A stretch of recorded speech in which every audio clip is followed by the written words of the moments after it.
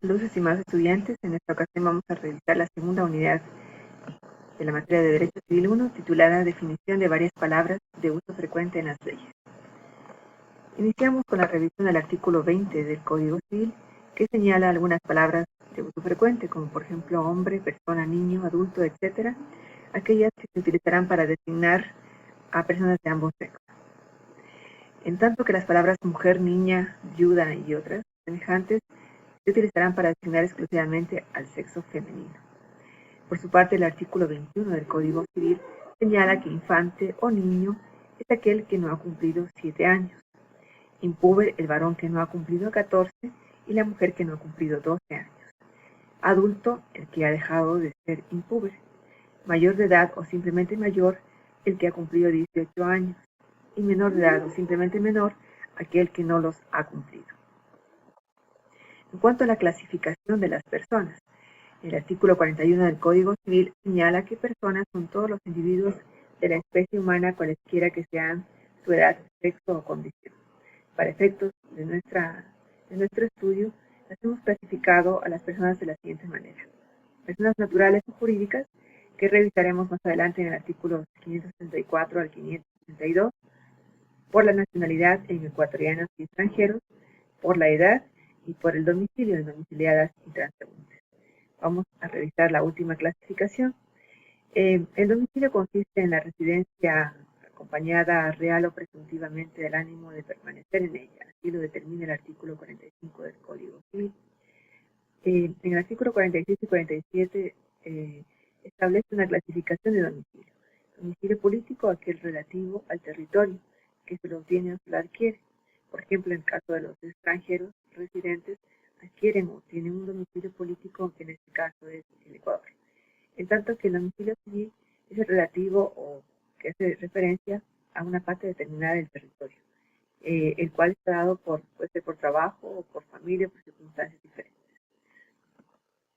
Además, continuando con nuestro revisión del Código Civil, el artículo 29 señala 3 especies de culpa o descuido. La primera es la culpa grave, negligencia grave o culpa lata, que hace referencia o que equivale al dolo, es decir, aquella intención de causar daño.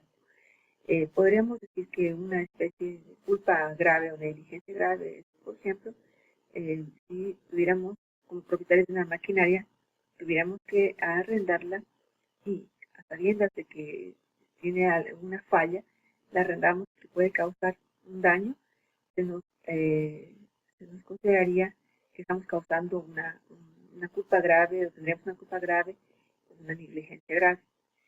La culpa leve o descuido ligero, en el mismo ejemplo podríamos considerar que, siendo propietario de una maquinaria, es mi obligación saber, conocer que se encuentra o entregarla en perfecto estado. Sin embargo, por un descuido no lo he hecho y sin embargo, al momento de arrendarlo, causar algún daño, algún perjuicio, se me va a imputar a mí una culpa leve, un descuido leve o un descuido ligero.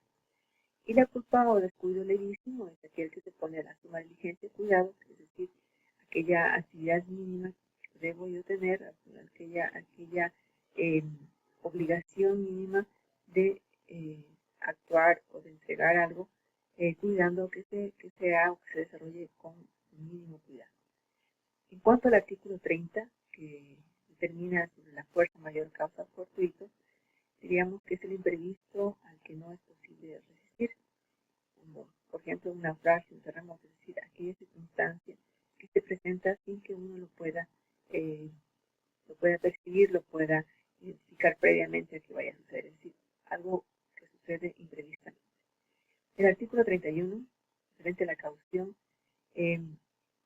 entenderíamos que caución significa generalmente cualquier obligación que se contrae para la seguridad de otra obligación propia o ajena, como por ejemplo la fianza, la prenda o la hipoteca. Estas son una especie de garantías que nos permiten o que nos ayudan al cumplimiento de una obligación. Generalmente en los contratos mercantiles no es suficiente un negocio, no es suficiente un título de crédito, sino que también se puede solicitar una garantía o una especie de caución para darle seguridad al contrato. puede ser, como decía, la prenda, la hipoteca o la fianza. El artículo 33 de nuestro Código Civil señala que todos los plazos de días, meses o años de que se haga mención en las leyes, en los decretos, en los tribunales o juzgados, se entenderán que han de ser completos, es decir, correrán hasta la medianoche del último día de plazo. Ello a fin de conocer cuál es o cómo se debe proceder cuando se establecen ciertos plazos o términos para el cumplimiento de diligencias o de obligaciones, etc. En cuanto al parentesco y la afiliación, nuestro Código Civil determina el artículo 22, que trata sobre los grados de consanguinidad, y el artículo 23 sobre la afinidad y el parentesco. Cuando los grados de consanguinidad entre dos personas se cuentan por el número de generaciones, la consanguinidad puede ser en línea recta o colateral, es decir, transversal. El parentesco es el lazo o vínculo que une a dos individuos de ambos sexos que descienden de un tronco común. Así, la afinidad es el parentesco que existe entre una persona que está casada y los consanguíneos de su marido o de su mujer. Por tanto, la afiliación es la relación de ese parentesco entre padres e hijos que se establece A, por el hecho de haber sido concebida una persona dentro de un matrimonio o de una unión de hecho debidamente reconocida; B, por haber sido reconocida voluntariamente por el padre o la madre o por ambos; y C, por haber sido declarada judicialmente hijo de determinados padres o madres. Aquí un pequeño cuadro respecto de cómo funciona el parentesco y la afiliación. Bueno, como decíamos, existe el primer grado de consanguinidad, que son los padres y los hijos. Revisemos rápidamente aquí. El primer grado de consanguinidad están padres e hijos en línea recta. Segundo grado de consanguinidad tenemos a los abuelos, hermanos y nietos, ¿sí?, que están también en línea recta, pero en línea colateral en relación al titular. En tercer grado de consanguinidad están los tíos y sobrinos, y en cuarto grado los primos. Para efectos del primer grado de afinidad en cuanto al cónyuge, se consideran al padre y al hijo del cónyuge. En segundo grado de afinidad están los abuelos y los hermanos del cónyuge, y en tercer grado de afinidad están los tíos y los sobrinos del cónyuge. Es decir, aquí la consanguinidad, la afinidad o parentesco está en línea recta o en línea colateral o transversal. En cuanto a la derogación de las leyes, los artículos 37, 38 y 39 del Código Civil ecuatoriano tratan sobre la derogación de las leyes. Sin embargo, la palabra como tal, el término derogación, no se encuentra descrito en nuestro código, pero se considera como una figura jurídica a través de la cual una ley posterior deja sin efecto una ley anterior, y esta derogación puede ser expresa o tácita, y también puede ser total o parcial. Si revisamos aquí en este gráfico, vemos la pirámide de Kelsen.